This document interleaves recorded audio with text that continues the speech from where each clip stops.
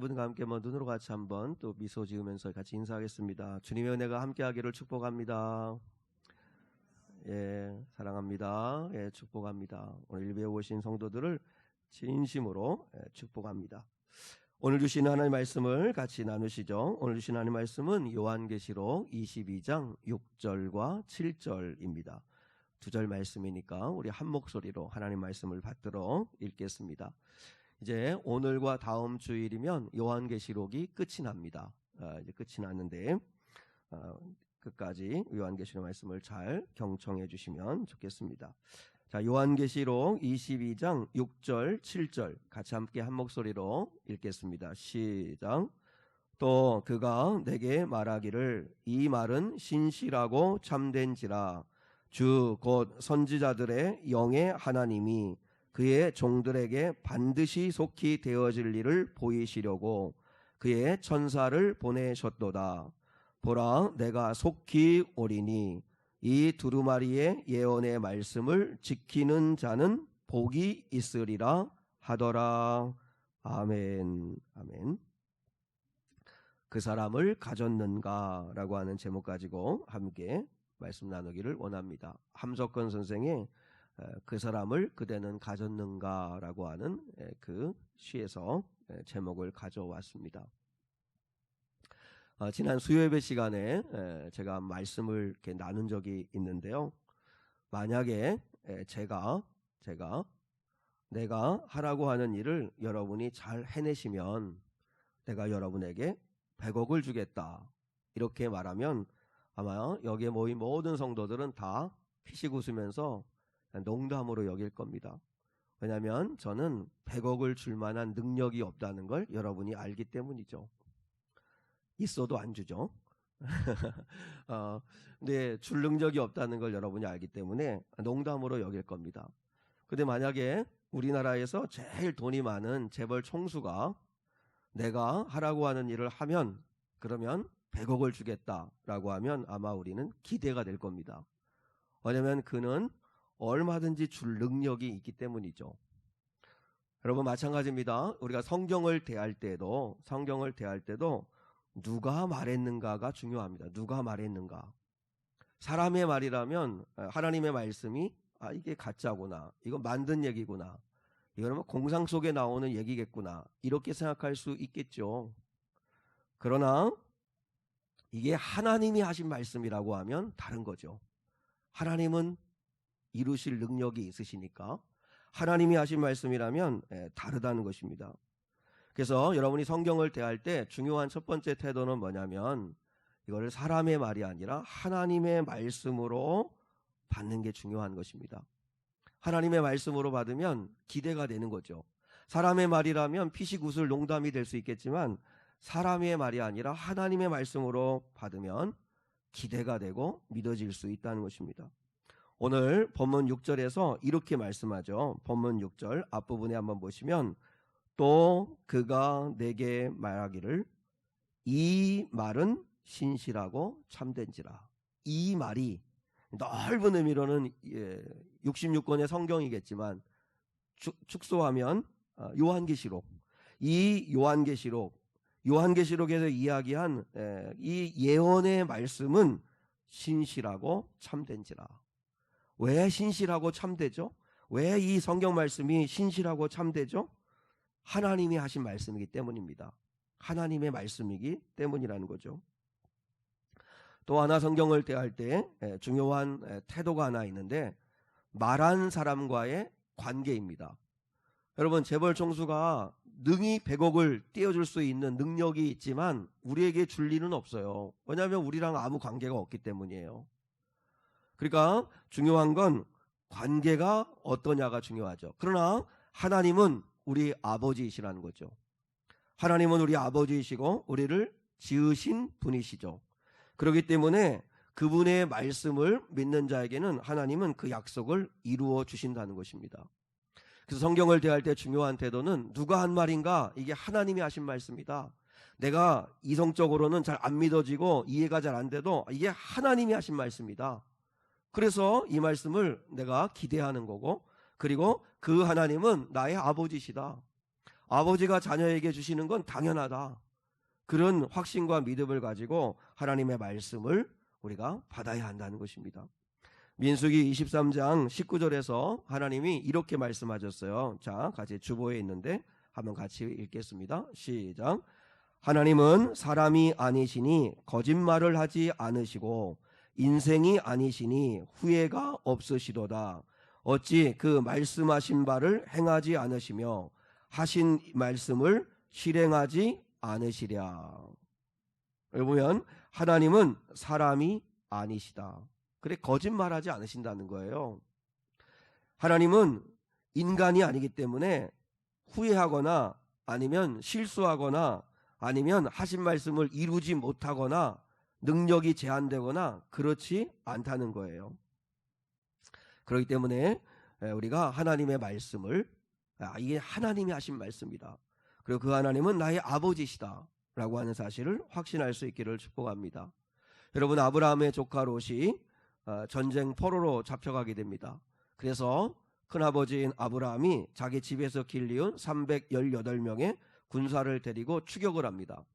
그래서 이제 롯의 가족들과 그리고 처자들과 모든 가축들과 그리고 소돔성 사람들이 빼앗긴 소유물까지 다 되찾아가지고 아브라함이 돌아옵니다.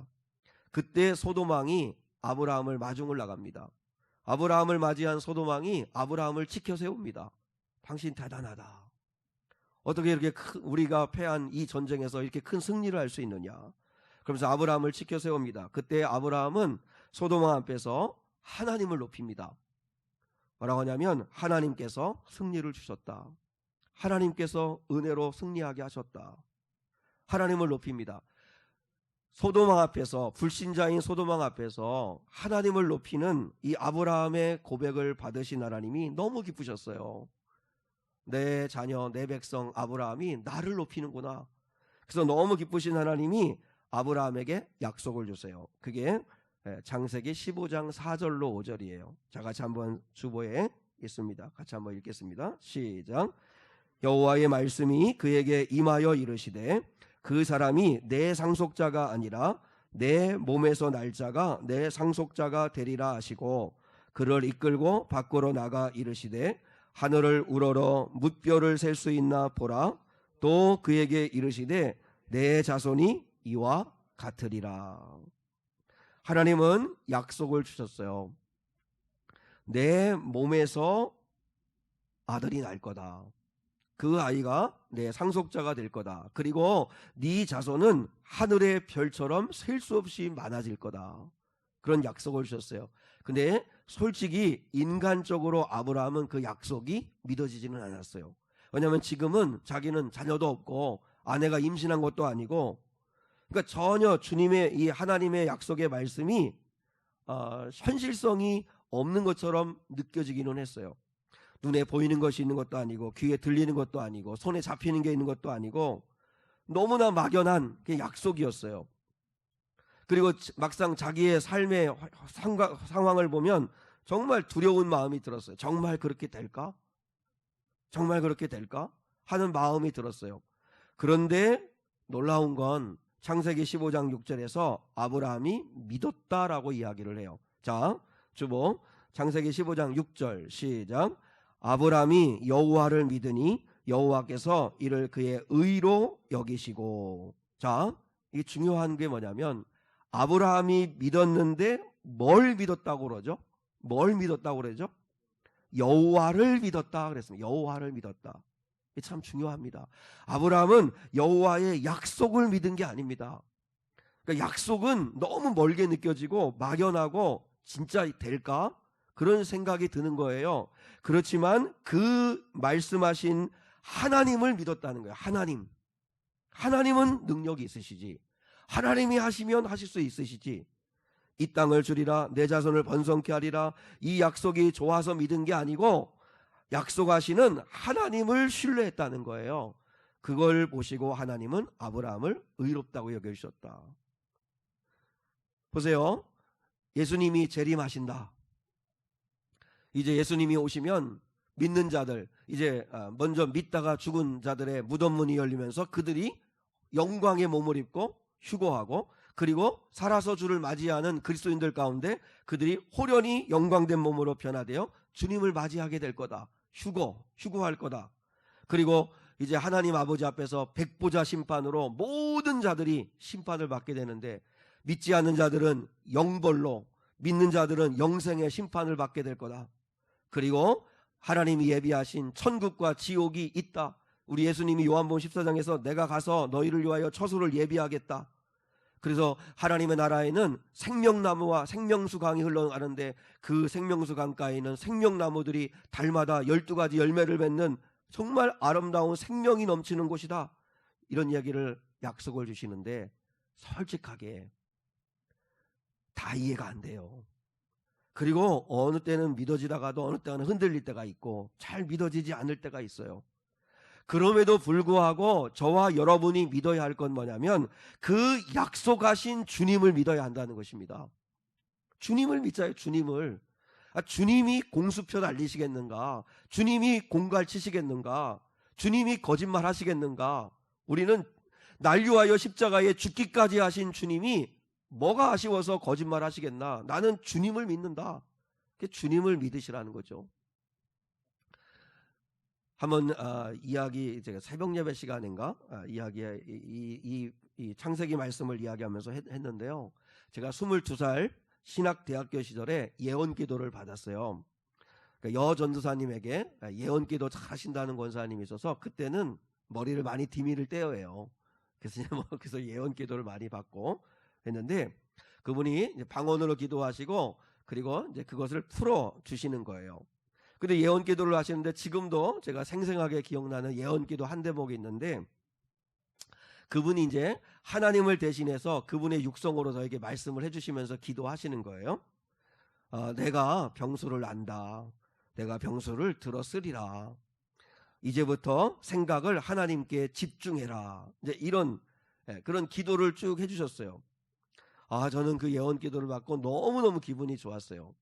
하나님이 감히 나 같은 자를 아신다. 내가 그때는 은혜가 충만할 때니까 하나님이 아신다. 하나님 이야기만 들어도 막 가슴이 뛸 때인데, 하나님이 나를 아신다. 하나님이 내가 너를 쓰겠다고, 나를 꼭 마치 핀셋으로 이렇게 집어 올리듯이 나를 들어 쓰시겠다고. 그러니까 이제부터는 생각을 나에게 집중해라. 이렇게 말씀하시는 게 너무너무 좋아가지고 정말 신나더라고요. 근데 제가 20대에, 그 좋은 20대에 실수한 게 하나 있는데, 뭐냐면 약속만 좋아했지 나를 가꾸는 일에 힘쓰지 않았다는 거예요. 이제부터 하나님만을 생각해라. 하나님께 네 생각을 집중해라. 하나님만 바라봐라. 이제 그렇게 말씀을 해주셨는데, 근데 내가 어떻게 해야 될까 하는 거에 대해서는 잊어버리고 그냥 약속을 주셨으니까 나는 쓰임 받겠지 라고 생각만 한 거죠. 그러니까 약속보다 더 중요한 건 하나님이었어요. 하나님. 그래서 내가 어떻게 하면 하나님을 더 사랑할 수 있을까? 어떻게 하면 하나님의 뜻이 무언가를 내가 깨달을 수 있을까?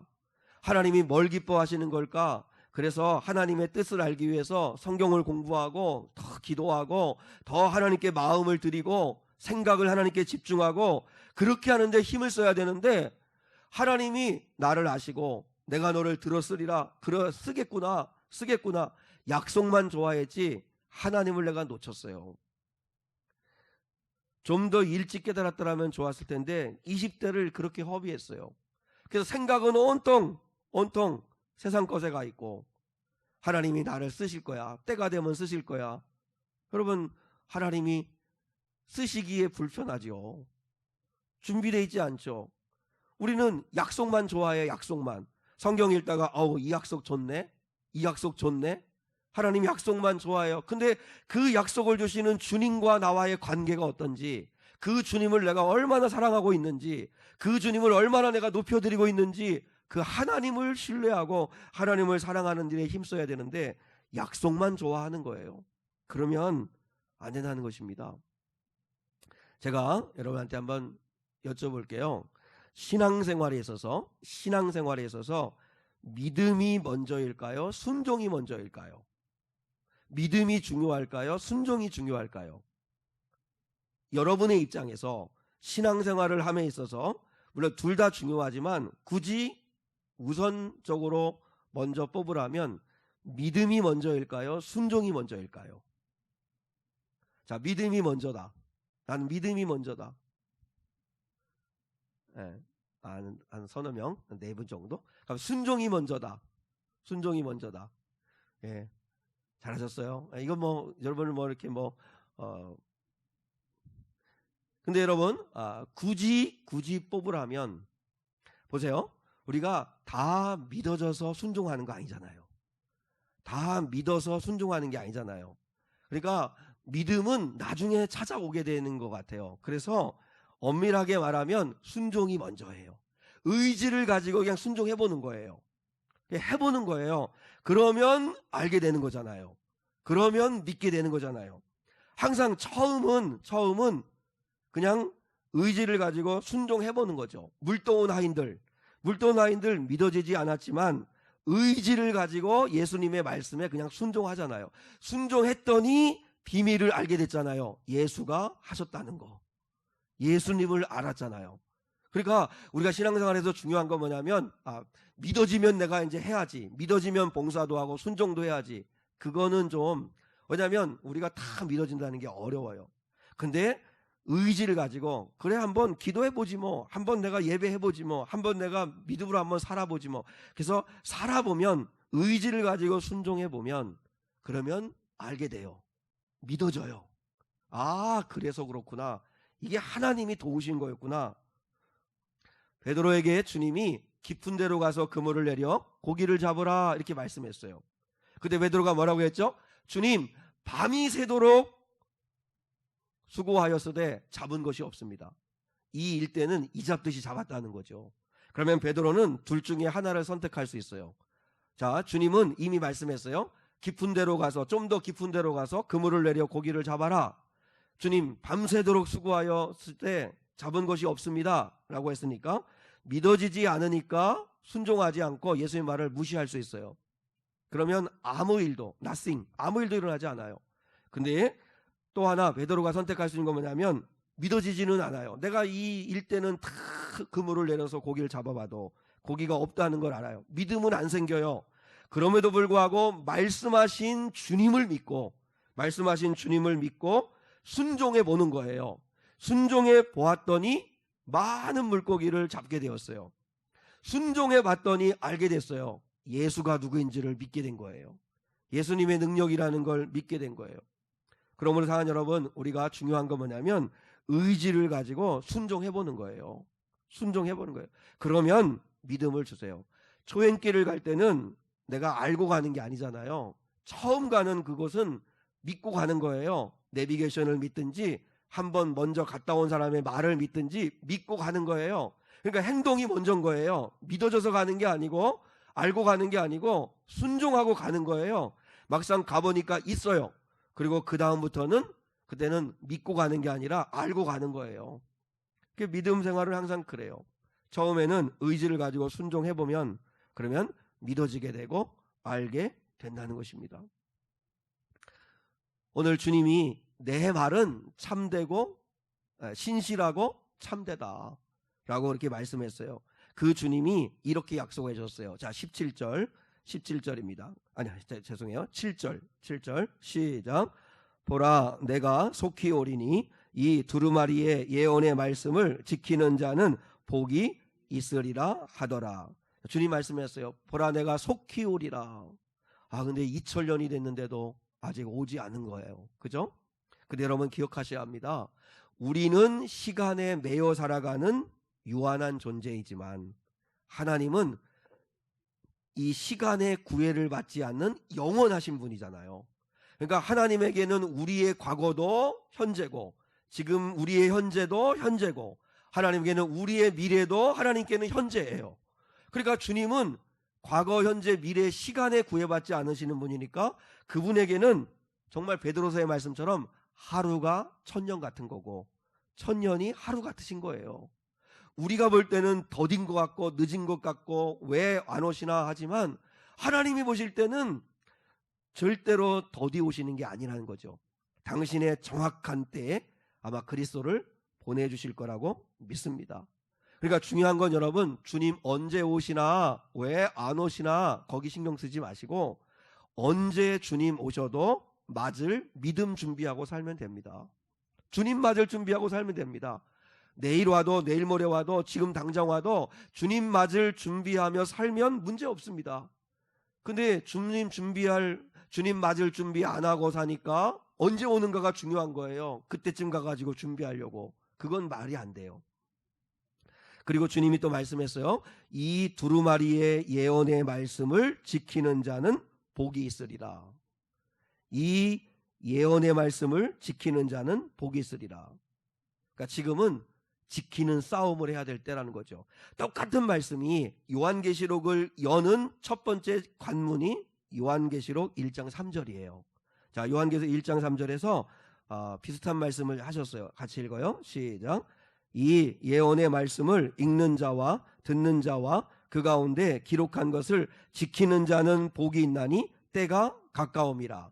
자, 요한계시록을 열 때 이제 앞으로 예언의 말씀을 이제 장황하게 풀어주실 거잖아요. 이제 2장 3장부터 22장까지. 근데 요한계시록 1장 3절에서 요한계시록의 예언의 말씀을 활짝 열 때 앞으로 너희에게 줄 예언의 말씀을 읽는 자, 듣는 자들, 그리고 지키는 자들은 복이 있을 거야. 이렇게 말씀하셨는데 이제 요한계시록의 문을 닫아야 될 시간이 된 22장 7절에 와서는 한 가지만 강조하고 있어요.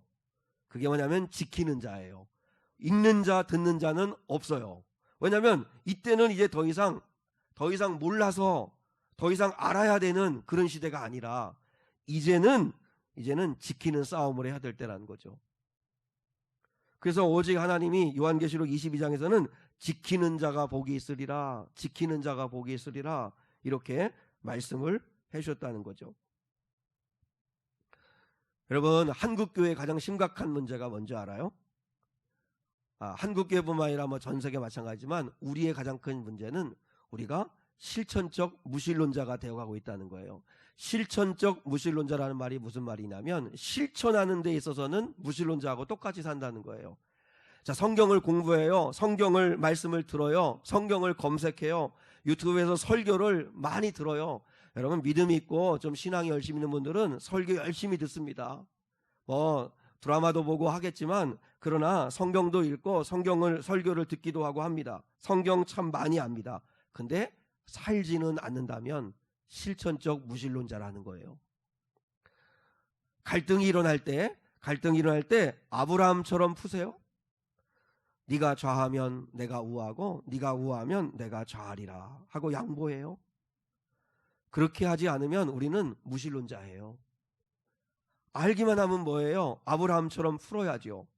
또 심히 두렵고 답답할 때 야곱처럼 기도하세요. 야곱이 야복강가에 홀로 남아 여호와 하나님과 밤새도록 씨름하였더라.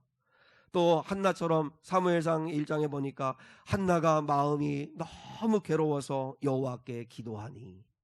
마음이 괴롭고 답답하고 힘든 건 똑같은데 근데 기도해요? 기도로 풀어요? 그러면 그는 믿는 자예요. 근데 마음이 괴롭고 답답한데 기도는 안 해요. 그러면 그는 실천적 무신론자예요. 나를 미워하고 괴롭게 할 때 다윗처럼 용서하세요. 다윗처럼 죄를 지었을 때 회개하세요. 그러면 내가 하나님을 믿는 거예요. 성경은 분명히 말씀해 주셨는데 우리가 그렇게 살지 않으면 우리는 무신론자라는 거예요. 병들어서 의학적으로 사형 선고를 받았을 때는 히스기야처럼 하나님 아버지 앞에 면벽 기도하고 매달려요. 또 항상 기뻐하라, 쉬지 말고 기도해라, 범사에 감사하라, 이 말씀대로 살고 계세요. 하나님은 끊임없이 말씀하셨는데 그 말씀을 지키는 자들이 없어요. 그 말씀을 대로 살아가는 자가 많지 않다는 거예요. 독일과 영국의 유럽 교회들이 몰락한 이유가 뭔지 아세요? 현재 여러분, 독일과 영국은 다 기독교 국가들이었어요. 그런데 현재 교회 수가 절반이나 줄었고 그 영국의 수많은 젊은이들 가운데 2%만 자기는 개신교인이라고 이야기했고 교회를 안 나가는 청년들은 더 많고 거의 청년들이 교회에 나가지 않는 거예요. 교회가 가는 데마다 텅텅텅 비어요. 그래서 교회 건물들이 쇼핑몰, 레스토랑, 라이트클럽, 이슬람 사원 이단들에게 다 매각이 되고 있어요. 왜냐하면 여러분 영국은요 우리나라처럼요 가는 데마다 어마무시한 의리의리한 예배당들이 있어요. 근데 그 예배당들이 텅텅 비었어요. 유지가 안 되니까 다 매각을 해요. 근데 레스토랑이니 라이트클럽이니, 근데 어느 개신교인이라고 하는 그 청년 아이는 옛날에 교회였던 십자가가 세웠던 곳이 중앙 무대고 거기에 이제 라이트클럽으로 바뀌어가지고 술 먹고 춤추는데 그 우리 한국의 그 방송 기자가 물었어요. 이렇게 여기가 교회라는 걸 아냐? 안다. 근데 여기서 술 먹고 춤추고 하는데 이렇게 양심의 가책이 안 느껴지느냐? 예전에는 교회에서 지만 지금은 라이트클럽으로 바뀌었고 그래서 내가 즐기는 거고, 그리고 신이 있다면 뭐 기뻐하진 않겠지만 뭐 신이 있다는 걸 별로 난 느끼지 못하겠다. 이렇게 이게 영국의 현실이에요. 여러분 영국 교회가 한국 교회를 향해서 이렇게 경고하고 당부해요. 우리는 성경의 절대 권위를 인정하지 않았다. 성경의 절대 권위가 무너진 것이 영국 교회가 몰락한 이유다. 그러니까 너희는 하나님의 말씀의 절대 권위를 잊어버리면 안 된다. 독일 교회가 뼈아픈 후회가 뭔지 아세요? 하나님의 말씀에서 죄라고 하는 동성법을 통과시킴으로 인해서, 합법화함으로 인해서 기독교 미션 스쿨들이 다 문을 닫게 되고, 조금만 종교 얘기하고 조금만 어떤 그런 동성애 같은 비판 이야기하면 그냥 바로 고소고발당하고 살 수가 없다. 살 수가. 교회 모든 목회자들의 입에 다 입이 닫히고 도무지 하나님의 말씀을 말씀으로 가르칠 수 없게 된 뼈아픈 실수를 했다. 그러면서 한국교회 성도에게 뭐라 하냐입니까? 기도해야 된다. 그래서 동성애법 통과시키면 안 된다. 그런 이야기를 해줍니다. 영국의 안드레아 윌리엄스 목사라고 하는 분은 한국교회에 이렇게 경고를 했습니다. 교회는 예수님과 성경 말씀을 절대로 부끄러워하지 하면 안 된다. 여러분 예수 믿는 사람들은 예수님과 성경 말씀을 절대로 부끄러워하면 안 된다는 거예요. 세상을 향해 진리를 외쳐야 된다. 성경에 따라 하나님과 세상이 충돌할 때는 기꺼이 하나님 편에 서야 한다. 윌리엄스 목사가 우리 한국교회 성도들에게 이야기합니다. 예수님 부끄러워하지 마라. 성경 말씀 부끄러워하지 마라. 세상과 하나님이 충돌할 때 하나님 편에 서라. 그게 사는 길이다 라고 이야기를 해주고 있다는 것입니다. 교회를 무너지게 하는 적이 있습니다. 우리 주보에도 내가 제목을 써놓았지만 첫 번째는 교회를 무너지게 하는 적이 인본주의입니다. 인본주의. 인본주의가 뭔지 아세요? 사람이 근본이란 뜻입니다. 인간이 근본이다. 신본주의와는 완전히 정반대잖아요. 신본이 뭐예요? 우리는 하나님 중심이다. 하나님이 근본이다. 하나님의 말씀이 우리에게 절대 진리다. 그걸 다 무너뜨리는 게 인본주의입니다. 그래서 결국은 내가 주인이라는 것입니다. 사탄경 1장 1절에 보세요. 뭐라고 해서요? 내 삶의 주인은 너 자신이다. 이게 사탄경에, 사탄교에도 성경 같은 게 있는데 1장 1절이 네 삶의 주인은 너 자신이다. 이렇게 시작이 돼요. 이렇게 시작돼요.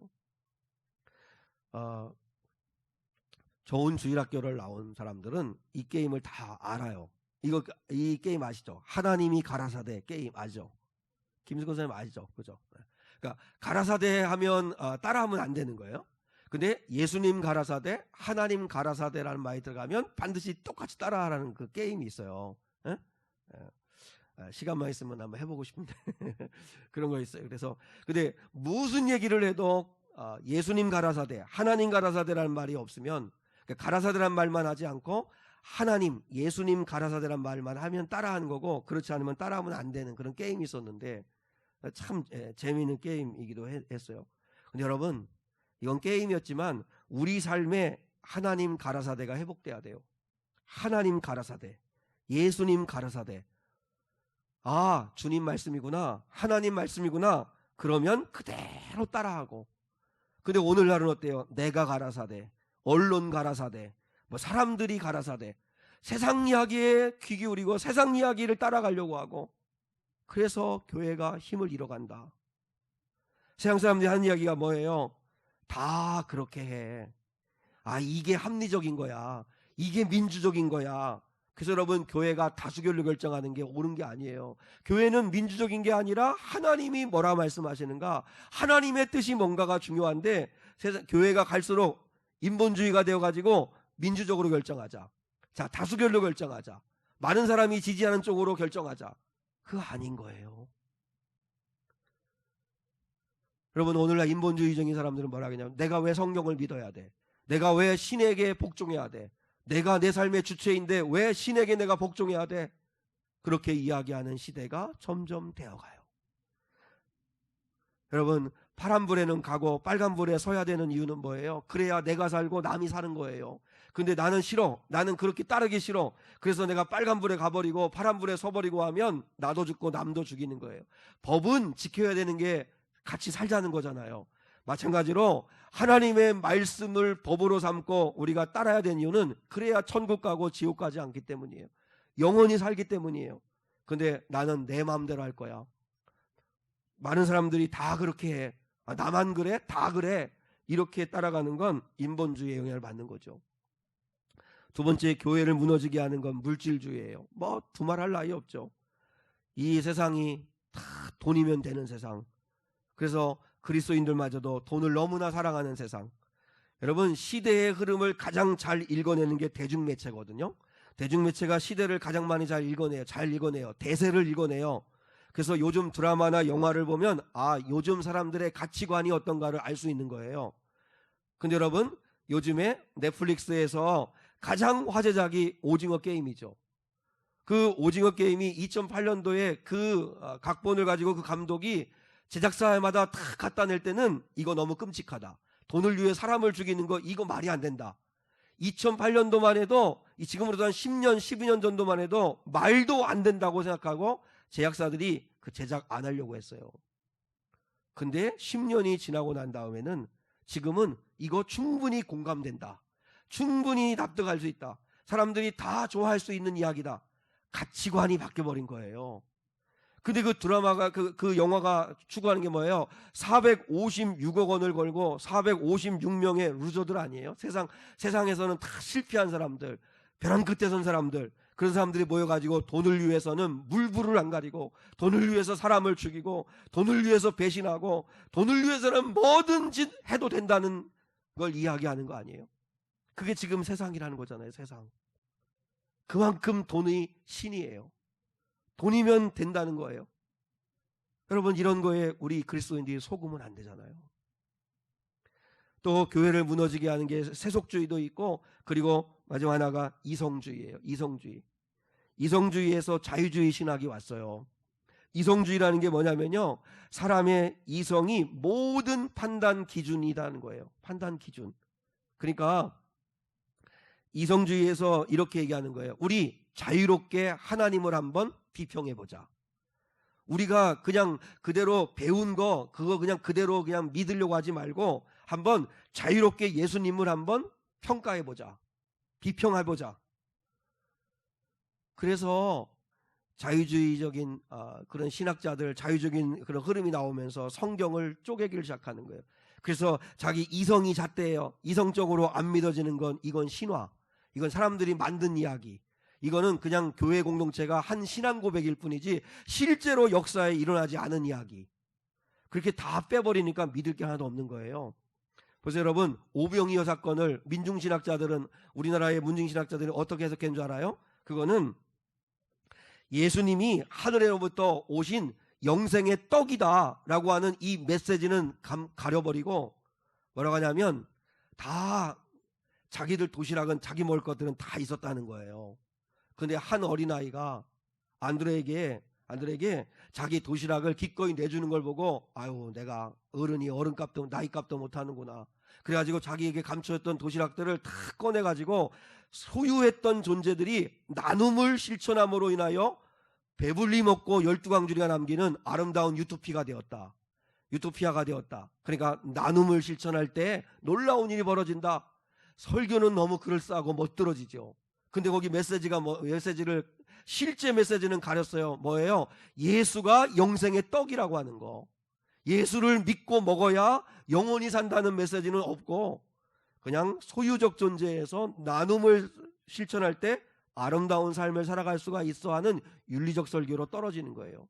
여러분, 이런 거에 속으면 안 돼요. 이게 이성주의에서 나오는 거예요. 부활을 믿을 수가 없으니까 뭐라고 해요? 그들은 도난설을 주장해요.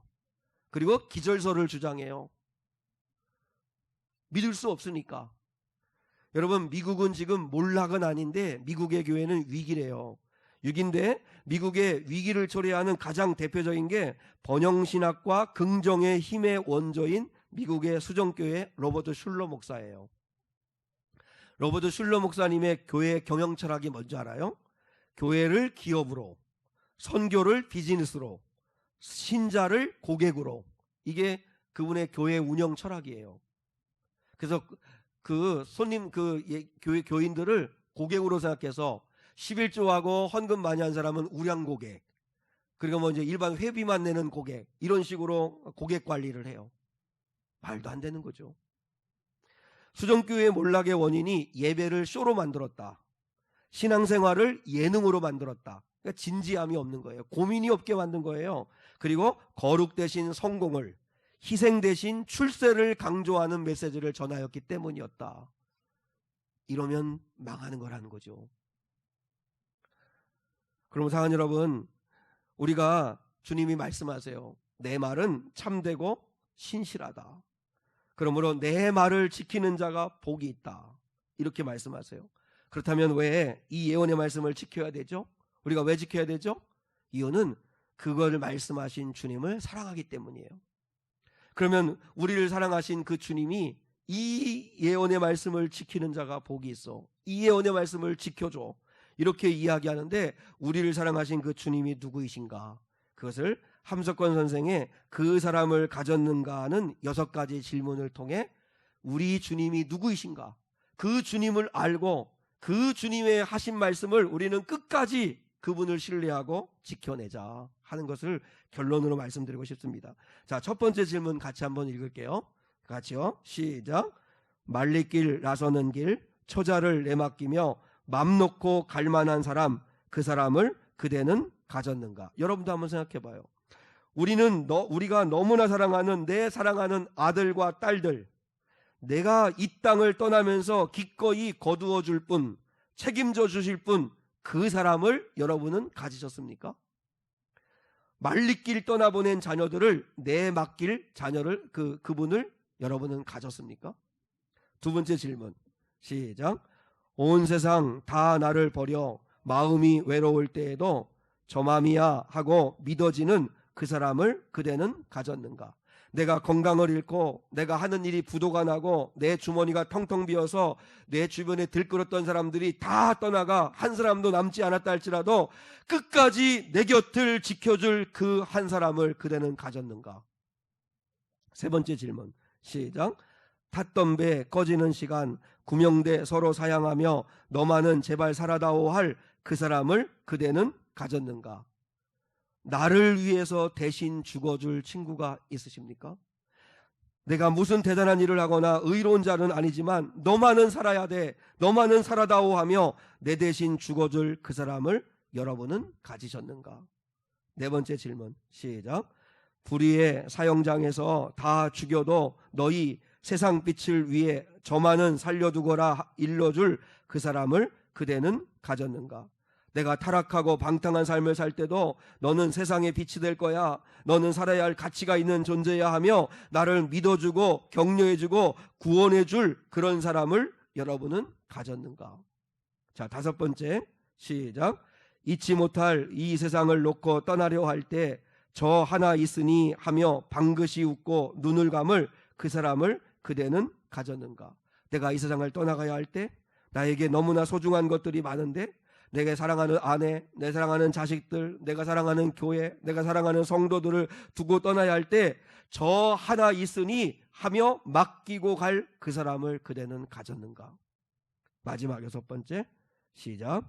온 세상의 찬송보다도 아니 하고 가만히 머리 흔들 그 흔한 얼굴 생각에 알뜰한 유혹을 물리치게 되는 그 사람을 그대는 가졌는가?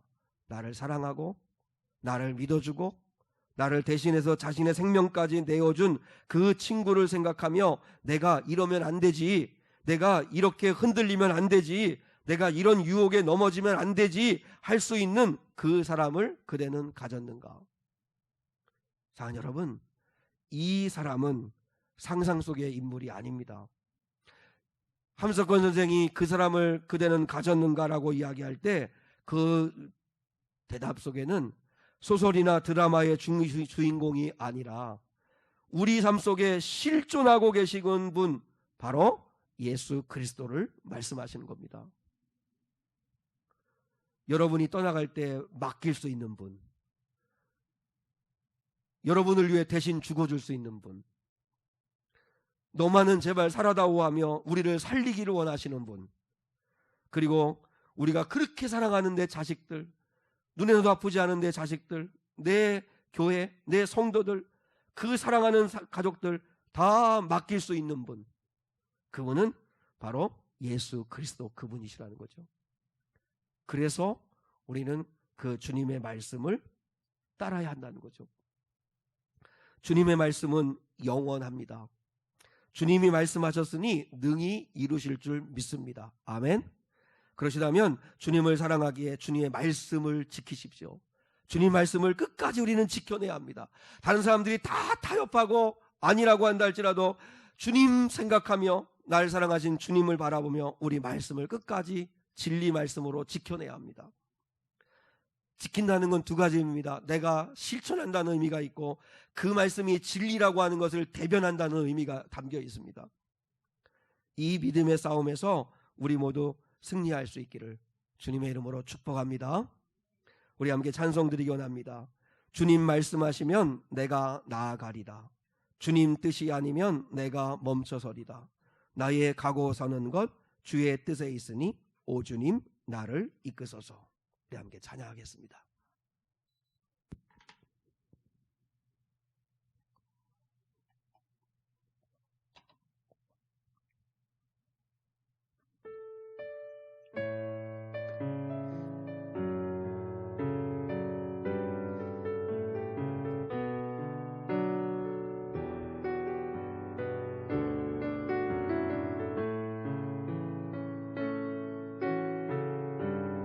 주님 말씀하시면